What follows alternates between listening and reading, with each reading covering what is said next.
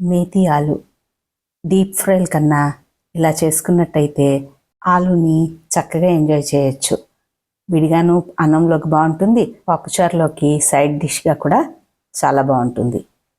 కొంచెం ఆయిల్ వేసుకొని మినపప్పు, శనగపప్పు, ఆవాలు, జీలకర్ర, ఎండుమిర్చి, అవి వేగాక పచ్చిమిర్చి, కరివేపాకు, ఇంకా పొడుగ్గా కోసుకున్న ఉల్లిపాయ మొత్తం చక్కగా మగ్గేలాగా కలుపుకుంటూ మగ్గనిచ్చుకుందాం.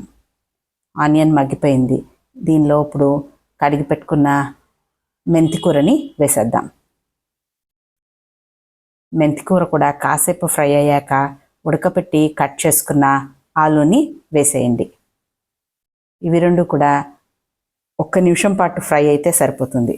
దానిలో కాస్త పసుపు, కొంచెం కారం, ఇంకే మసాలాలు వద్దు.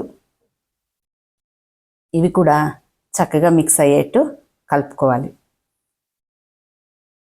అంతేనండి, ఎంతో టేస్టీగా అన్నంలోకి, చపాతీలోకి, పూరీలోకి చాలా బాగుండే ఆలు మేతి కర్రీ.